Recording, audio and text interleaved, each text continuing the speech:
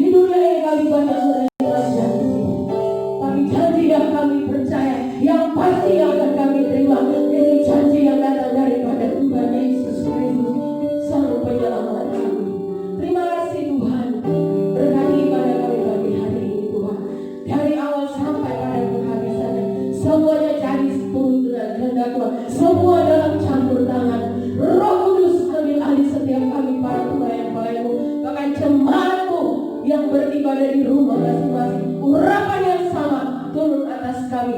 Sukacita surgawi ada di tengah-tengah ibadah kami pagi hari ini. Terima kasih Tuhan. Kami akan melainkan ibadah kami. Kami buka hanya di dalam satu nama, yaitu nama Tuhan Yesus Kristus. Bersama kita katakan amin. Haleluya. Meskipun musuh di depanku, ada satu kita percaya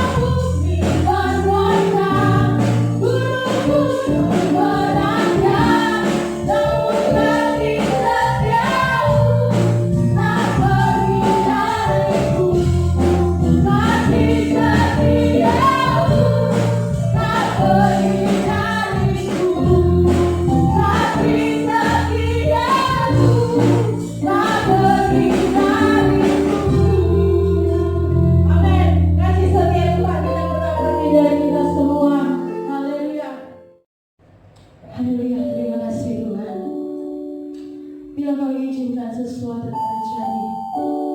Kita nyanyikan pujian ini bersama. Haleluya Yesus.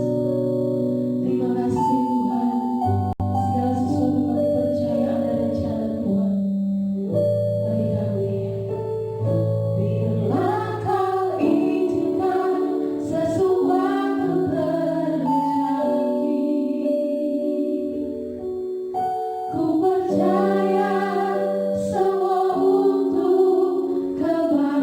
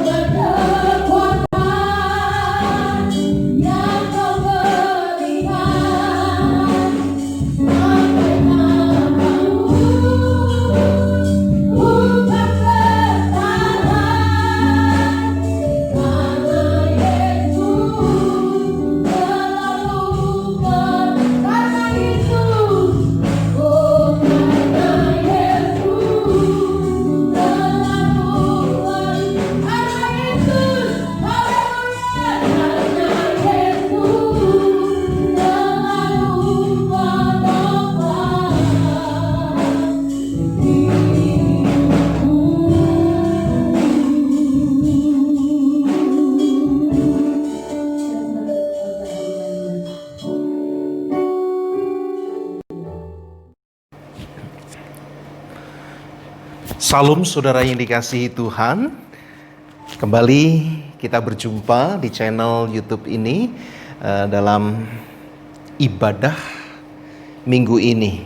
Saya mau mengucapkan selamat pagi khususnya bagi jemaat Gereja Sidang Jemaat Allah Victory Tobuali. Kiranya Tuhan memberkati kita semuanya, dan bagi saudara yang menyaksikan pada siang hari, saya ucapkan selamat siang dan juga selamat malam.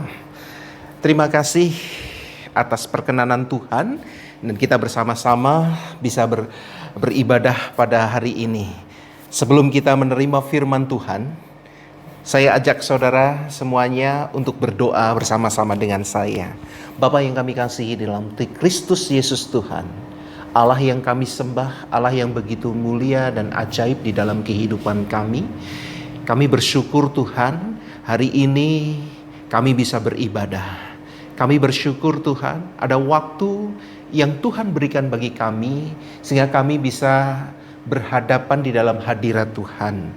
Walaupun kami hanya bisa beribadah di rumah masing-masing, dan kami beribadah secara daring, tapi kami berdoa Tuhan, biarlah hal ini tidak mengurangi mujizat, kuasa, anugerah, hadirat-Mu ya Bapa di tengah-tengah kami semuanya. Mari Tuhan memberkati setiap jemaat-jemaat yang beribadah dimanapun berada. Rumah-rumah tangga yang saat ini sedang berkumpul bersama-sama, mungkin di depan layar TV, mungkin di depan layar laptop, mungkin di depan gadget mereka masing-masing, berdoa di dalam nama Tuhan Yesus Kristus. Kiranya semua dari kami yang mendengarkan firman Tuhan ini mendapat berkat yang khusus yang Kau sediakan bagi kami hari ini. Terpujilah nama Tuhan, di dalam nama Yesus Kristus kami berdoa. Haleluya, haleluya, amin. Saudara yang dikasihi Tuhan, banyak sekali hal-hal di dunia ini yang membuat kehidupan kita tertekan, membuat kita depresi, kita mengalami stres di dalam kehidupan kita. Walaupun ada stres yang positif, ada stres juga yang negatif. Dalam hal ini, saya tidak berbicara tentang stres yang positif. Yang positif itu yang bagaimana, Pak? Contohnya, anak-anak kita di sekolah, mereka perlu sedikit ketegangan saat mereka menghadapi ujian, saat mereka menghadapi dalam pelajaran-pelajaran mereka, agar mereka ada timbul adrenalin sedikit, sehingga mereka bisa memacu mereka untuk belajar. Perlu ketegangan di dalam dunia kerja kita, supaya kita ada adrenalin yang naik dan kita bisa bekerja lebih cepat lagi. Namun, sayangnya banyak sekali stresor yang secara negatif yang merusak kehidupan kita. Dalam hal ini, saya mau katakan saudara yang dikasihi Tuhan, biarlah damai sejahtera Tuhan mengalir dalam kehidupan kita. Saya katakan tadi, hari-hari ini banyak sekali hal-hal penyebab bisa membuat kita menjadi stres adanya. Kebutuhan hidup, tuntutan-tuntutan, tagihan-tagihan, sepertinya menaruh kita sepertinya di dalam lapisan sandwich stres yang menekan dari bawah, menekan dari atas. Dalam keluarga kita menghadapi problem, pergumulan yang membuat kita stres adanya. Bahkan disayangkan juga di dalam dunia kerohanian, gereja, kita juga bisa melihat bagaimana para pelayan-pelayan yang mengalami stres saat menghadapi pelayanan. Bukti survei menunjukkan bahwa lebih daripada 50% pelayan Tuhan mengalami tertekan saat melayani. Saudara yang dikasihi Tuhan, saya katakan tadi, ya, ada hadirat Tuhan yang menolong kita. Ada kuasa Tuhan yang hidup di dalam kita semuanya. Tekanan memang ada. Tuntutan memang ada. Dalam hal pelayanan juga seringkali ada tuntutan-tuntutan yang harus kita kerjakan. Tetapi biarlah kita akan bersama-sama menikmati kuasa daripada Tuhan yang menolong kita semuanya. Seringkali juga ide daripada si jahat sepertinya idenya baik, tetapi itu merusak dalam kehidupan kita. Contohnya, ide dari si jahat berkata, kalau engkau peduli terhadap seseorang, maka engkau harus khawatir terhadap orang tersebut.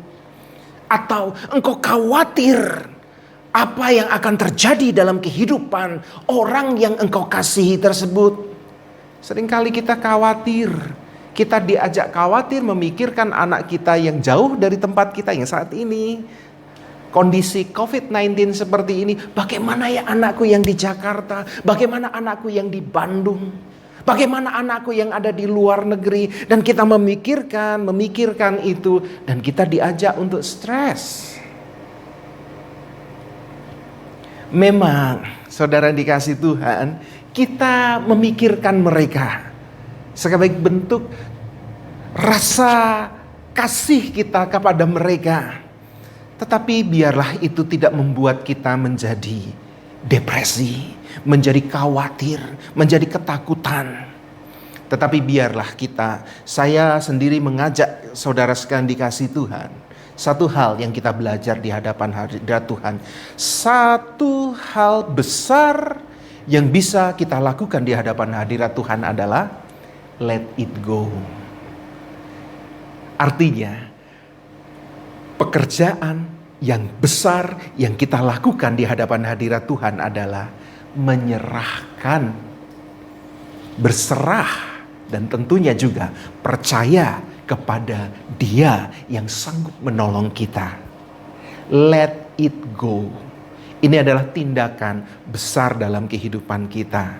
Karena tidak semua orang bisa berserah kepada Tuhan saat ketegangan terjadi, saat masalah pergumulan terjadi. Pikiran kita seringkali diajak untuk memikirkan ke sana, lari ke sini, seolah-olah itu menjadi tanggung jawab kita sendiri. Saya mengajak Bapak Ibu Saudara sekalian dikasih Tuhan dalam tanda kutipnya. Lepaskan tanggung jawabmu. Lempar tanggung jawabmu. Kemana? Akui bahwa engkau tidak sanggup. Akui bahwa engkau tidak mampu menghadapi hal-hal, memikirkan semua hal-hal tersebut. Dan biarlah engkau datang dalam hadirat Tuhan. Let it go. Serahkan kepadanya. Berserah kepadanya. Percayai kuasanya. Ini adalah tindakan yang sungguh-sungguh menyenangkan Tuhan. Menyenangkan hatinya saat dia melihat anak-anaknya datang kepada dia dan berkata, Bapak, aku gak mampu. Bapak, engkau sanggup melakukannya untuk aku. Dan Bapak menunggu saat-saat seperti itu. Saudara yang dikasihi Tuhan, perlu saudara perhatikan di dalam Alkitab kita bahwa area pertama yang ditebus oleh Tuhan Yesus Kristus adalah di dalam pikiran kita. Kapan itu terjadi? Saat Yesus Kristus berdoa. Sebelum dia disalibkan, sebelum dia ditangkap, Yesus berdoa. Di dalam doanya itu, dia sudah mengalami pergumulan karena dosa-dosa kita. Begitu penatnya dosa kita, begitu gelapnya, begitu pekatnya dosa kita ada di dalam pikirannya. Sehingga itu membuat Yesus, Alkitab berkata, mulai tetesan darah tidak keluar pertama pada saat dia dicambuk, tetapi di taman saat dia berdoa, kapiler-kapiler darahnya mulai pecah karena memikirkan. Alkitab berkata ketakutan, takut yang setengah mati rasanya, mau mati rasanya. Dia memikirkan. Saudara perlu ketahui, di dalam perjalanan kehidupan Tuhan Yesus Kristus di dunia ini, dia tidak pernah mengalami ketakutan. Badai, angin topan yang ada di tengah-tengah laut Galilea, di tengah-tengah situasi seperti itu, dia tidak mengalami ketakutan. Buktinya dia masih bisa tidur lelap. Dia tidak takut sama dengan orang-orang Farisi, dengan orang-orang yang mau membunuh dia. Tuhan kita bukan Tuhan pengecut. Dia tidak takut. Umur 12 tahun, dia tidak punya rasa nervous. Dia dipenuhi shalom, damai sejahtera, sehingga dia bisa bertukar pikiran, mempresentasikan Alkitab, firman Tuhan di tengah-tengah para ahli-ahli Alkitab. Dia dipenuhi dengan shalom dan damai sejahtera. Tetapi khusus di saat dia berdoa di Taman Getsemani, begitu takut, menanggung semua ketakutan kita. Ingat, dia sudah menanggung rasa takut kita. Rasa sakitnya akan kekhawatiran yang menghimpit ini, stresnya kehidupan ini, dia sudah tanggung. Kapan?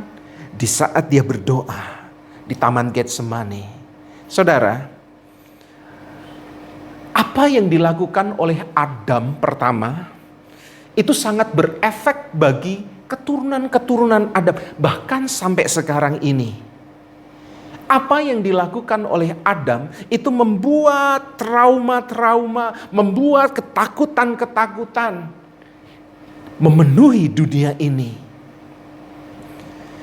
Adam pertama kali jatuh dalam dosa, dia mengalami ketakutan saat mendengar langkah daripada Allah berjalan di tengah-tengah taman tersebut. Mereka ketakutan. Alkitab berkata, aku takut. Kejatuhan manusia pertama kali di Taman Eden ditebus oleh Adam yang kedua, yaitu Yesus Kristus Tuhan, di Taman Getsemani. Saudara, ya, kutuk yang membuat kita takut, kegagalan-kegagalan kehidupan yang membuat takut, sudah ditebus oleh Tuhan Yesus Kristus. Darahnya menetes bersama dengan peluh.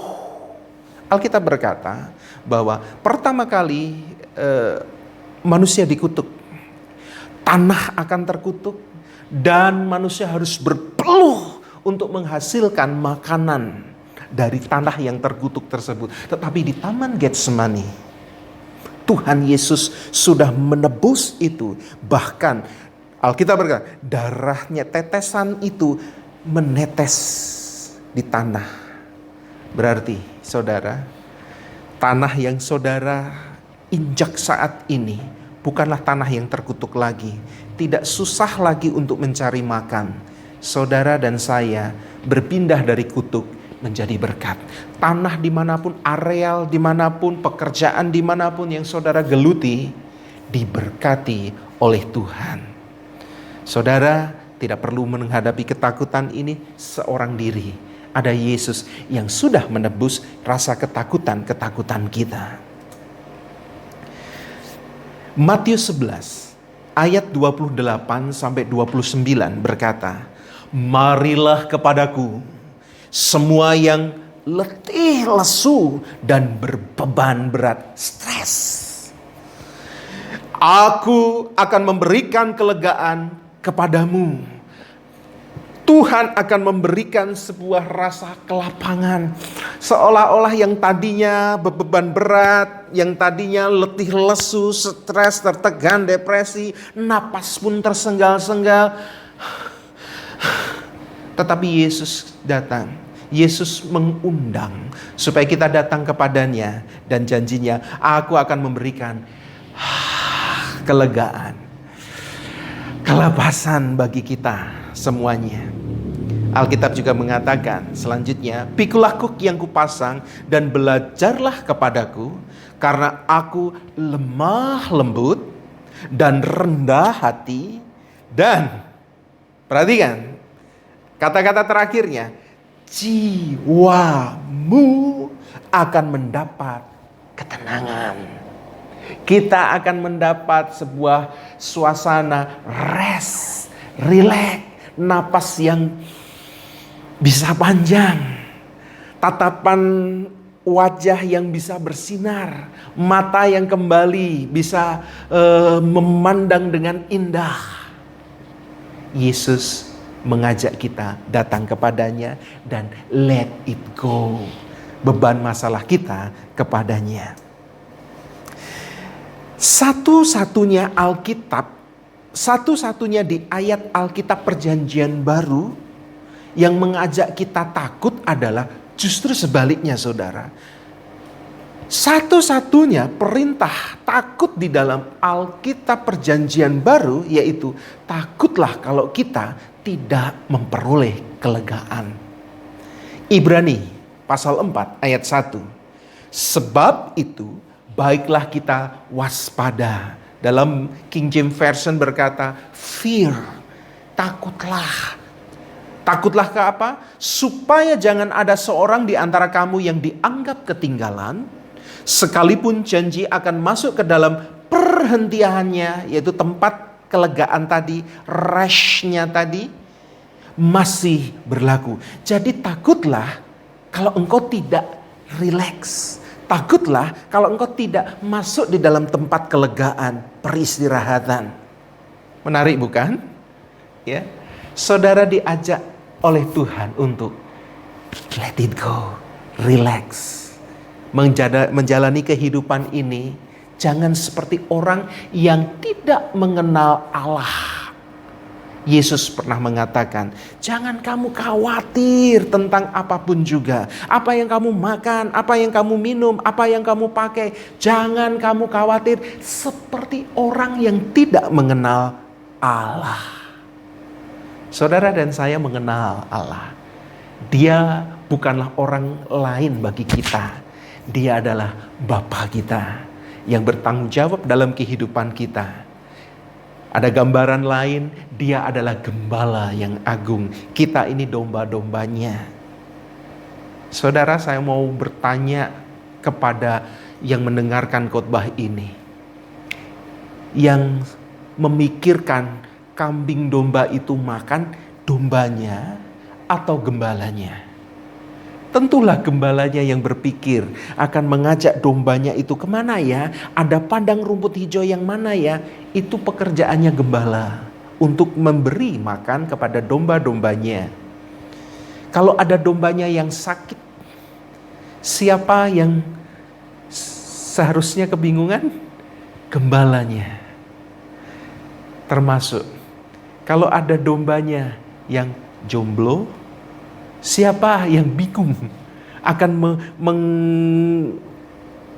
saya katakan bukan menikahkan ya, mengawinkan domba-dombanya? Tentulah yang berinisiatif adalah gembala. Jadi bagi para anak-anak muda yang masih jomblo, ya let it go di hadapan Tuhan. Tentulah engkau akan mendapat jodoh yang terbaik di hadirat Tuhan. Dan Alkitab juga mengatakan 1 Petrus 5 ayat 6. Saya akan konsen terhadap ayat-ayat ini. 1 Petrus 5 ayat 6, 7 dan 8. Dimulai dari ayat 6 berkata, karena itu rendahkanlah dirimu. Saya ulangi ya. Karena itu rendahkanlah dirimu. Jangan sombong. Jangan tinggi hati. Rendahkanlah dirimu di mana? Di bawah tangan Tuhan yang kuat. Kalau saudara berhadapan dengan Tuhan, jangan sekali-kali tinggi hati. Jangan sekali-kali sombong. Dengan cara bagaimana kita bisa sombong di hadapan Tuhan? Saya akan lanjutkan. Supaya kamu ditinggikan pada waktunya. Bagi orang-orang yang rendah hati di hadapan Tuhan, saudara pasti menikmati pengangkatan daripada Tuhan atau peninggian level daripada Tuhan.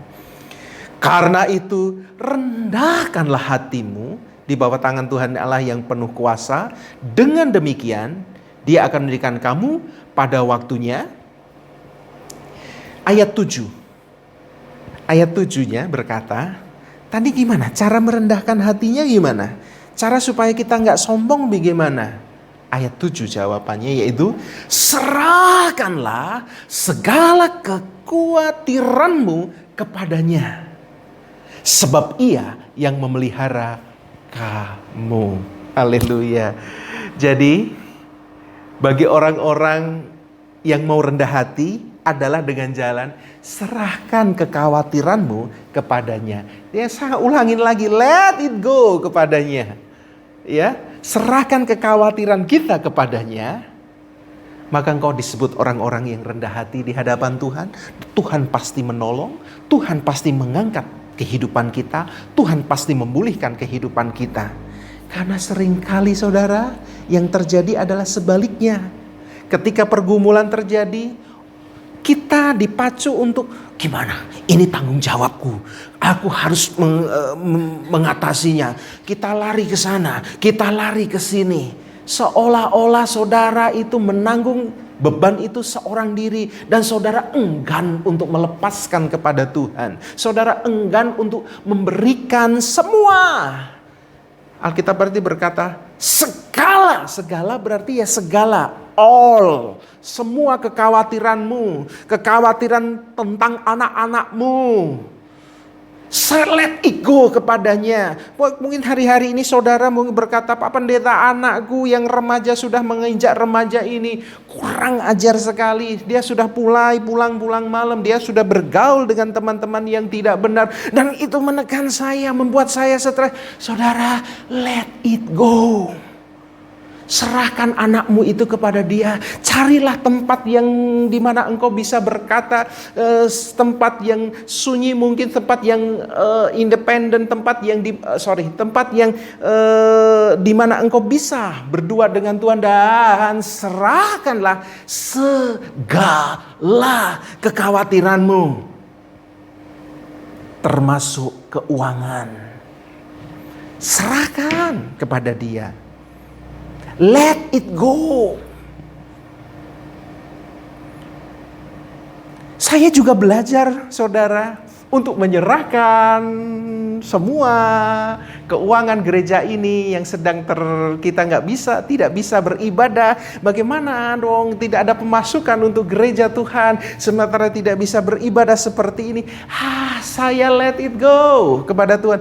Dan puji Tuhan saudara, semakin saya berserah, semakin deras berkat Tuhan mengalir. Semakin Tuhan nyatakan kuasa berkat-Nya. Saudara bisa melihat nanti di laporan keuangan di kas kita. Ya, terus saudara dikasih Tuhan, tadi saya mau katakan tadi ya, orang-orang yang ingin menanggung bebannya sendiri, ingin bekerja keras untuk kehidupannya sendiri, adalah orang-orang yang sombong di hadapan Tuhan. Seolah-olah tidak perlu bantuan Tuhan, tidak perlu pertolongan Tuhan. Aku bisa karena aku kerja kerasku. Sombong. Mungkin ada orang-orang yang sukses karena kerja keras. Tapi saya mau pastikan, kalau dia sukses, dia akan jadi orang sombong. Karena dia berpikir karena kekuatannya lah yang menghasilkan segala sesuatu itu. Dan Tuhan tidak suka. Tuhan mau adalah serahkan kekhawatiran kepada Dia, rendahkan dirimu di hadapan Dia. Serahkanlah karena apa tadi? Sebab Ia yang memelihara kamu. Oke. Siapa yang memelihara kehidupan kita? Tuhan. Siapa yang bertanggung jawab dalam kehidupan kita? Tuhan. Siapa yang bertanggung jawab dalam biaya pendidikan anak-anak kita? Siapa lagi kalau bukan Tuhan? Siapa yang bertanggung jawab atas semua pelunasan tagihan-tagihan kita? Seringkali kita berpikir begitu. Ini hutangku, mana mungkin Tuhan bayar hutangku? Saya mau katakan saudara, termasuk stresmu karena hutang, Let it go Tuhan, aku gak bisa bayar tagihan-tagihan ini. Aku gak tahu caranya. Let it go. Segala, ya segala. Berarti termasuk di dalam keuangan dan hutang-hutang kita. Ya, karena ialah yang memperdulikan kamu. Saudara, ayat ini berkata, dia peduli terhadap kita. Dia peduli terhadap keluarga kita. Dia peduli terhadap pergumulan-pergumulan kita. Dan dia juga peduli terhadap rekening kita. Itu ayat 7. Sekarang masuk ke ayat 8. Menarik, setelah tadi ayat 6 berbicara tentang rendahkanlah dirimu. Caranya gimana? 7. Serahkanlah kekhawatiranmu. Ayat 8 masih ada sangkut pautnya, berkata, sadarlah dan berjaga-jagalah, lawanmu si iblis berjalan keliling sama seperti singa yang mengaum-ngaum dan mencari orang yang dapat ditelannya. Kenapa iblis berjalan berkeliling dan mengaum-ngaum? Dia mencari orang yang dapat ditelannya. Perhatikan ya, orang yang dapat ditelannya. Berarti ada orang-orang memang yang tidak bisa ditelan oleh si iblis. Nangkap maksud saya? Ada orang-orang yang bisa ditelannya. Dia mencari, meneliti, mencari observasi orang-orang yang bisa ditelannya. Berarti ada orang-orang, begitu banyak anak-anak Tuhan yang tidak bisa ditelan oleh si jahat, oleh si iblis. Kaitannya dengan ayat 7 tadi apa? Ayat 6 dan 7 tadi, saudara. Iblis mencari orang-orang yang sombong dan tidak menyerahkan beban hidupnya kepada Tuhan, serahkan kekhawatirannya kepada. Itu sasaran empuk bagi iblis. Dia mencari-cari. Hari ini saya mau kabarkan berita baik. Hidupmu ada di dalam tangan pemeliharaan Tuhan, tangan perlindungan Tuhan, tangan kuasa mujizat Tuhan. Hidupmu ada di dalam tangan proteksi daripada Tuhan. Tuhan yang menyertai hidupmu. Berita baiknya adalah Dia peduli dalam hidupmu. Kenapa saudara dikasih Tuhan?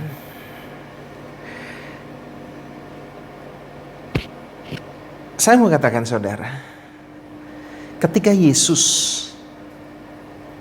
akan disalibkan, malam-malam akhir, malam-malam terakhir, hari-hari terakhir ketika dia akan disalibkan. Di dalam Yohanes pasal 14 ayat 27, dia katakan kepada murid-muridnya. Dan dia janji ini juga katakan kepada kita semuanya. Dia katakan, damai sejahtera kutinggalkan bagimu. Apa yang ditinggalkan oleh Tuhan? Stres? Tekanan? Himpitan? No, Tuhan meninggalkan kita dengan damai sejahtera. Terus damai sejahtera yang kualitasnya bagaimana? Damai sejahtera ku berikan kepadamu. Dan apa yang ku berikan kepadamu tidak seperti yang diberikan oleh dunia kepadamu. Damai sejahtera yang kualitasnya bagaimana? Hei, ini damai sejahtera bukan sembarangan damai sejahtera. Ini damai sejahteranya ku tadi katakan ya. Artinya damai sejahteranya Yesus. Damai sejahtera yang mana? Damai sejahtera yang menghadapi laut, angin syakal angin syakal dari Danau Tiberias.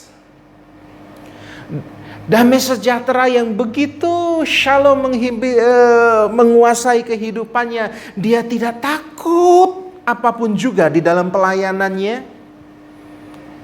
Tidak hidup di dalam stres, ketegangan. Damai sejahtera itu yang dia tinggalkan bagi kita. Damai sejahtera yang begitu rileks saat menghadapi ribuan orang yang kelaparan. Dan hanya dengan 5 roti, 2 ikan. Dia sanggup memenuhi kebutuhan ribuan orang tersebut. Full of peace, penuh dengan damai, sejahtera. Saya katakan, ini ada 2 kata, damai dan sejahtera. Ada 2 kata, saya ulangi ya. Damai dan sejahtera. Bukan sekedar hanya damai, tapi tidak sejahtera hidupnya. Atau hidup yang sejahtera, wah. Tetapi hatinya tidak damai. Bukan, tetapi damai dan sejahtera. Kutinggalkan bagimu. Yesus tidak pernah kekurangan apapun juga. Dan itulah yang dia tinggalkan bagi kita. Yesus tidak pernah takut dengan apapun juga. Itulah yang dia tinggalkan bagi kita. Dia tidak pernah merasa tegang untuk menghadapi masalah pergumulan apapun. Baginya selalu berkata bahwa tidak ada yang mustahil. Dan itulah yang dia tinggalkan bagi kita. Saudara dan saya perlu paham. Ya, saya tidak ingin ada jemaat yang tertelan oleh sisinga. Saya mau katakan saudara dikasih Tuhan, don't worry about anything. Ya, don't worry about anything. The devil cannot manage the peaceful believer. Iblis tidak bisa menguasai orang-orang yang hidupnya penuh dengan damai sejahteranya Tuhan.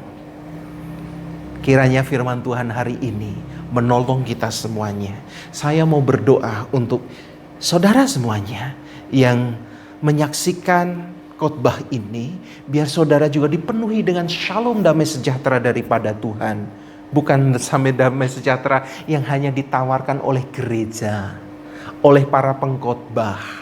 Tidak, tetapi damai sejahtera kata Yesus, akan diberikan bagimu.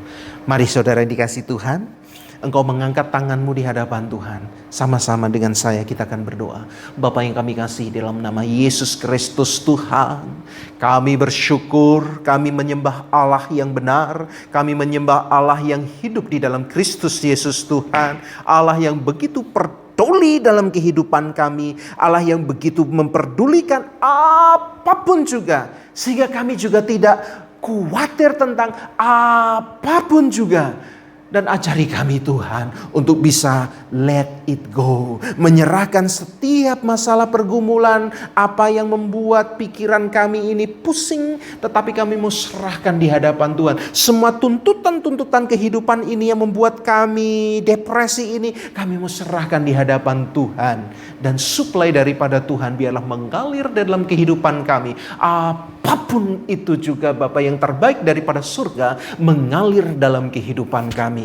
Ini berdoa di dalam nama Tuhan Yesus Kristus. Bagi jemaat-jemaat yang ada di rumah, kiranya hari ini apapun yang terjadi dalam keluarga itu, entah pergumulan family keluarga, suami dan istri, anak, entah pergumulan karena ekonomi, entah pergumulan karena sakit penyakit, entah pergumulan karena si jahat, kuasa-kuasa iblis, di dalam nama Tuhan Yesus Kristus berdoa, turunlah damai sejahtera Tuhan dan menguasai hati dan pikiran setiap jemaat Tuhan semuanya, dan semuanya diberkati oleh Tuhan. Terima kasih Bapa, di penghujung daripada ibadah ini kami juga menyerahkan bangsa dan negara kami di dalam tangan Tuhan.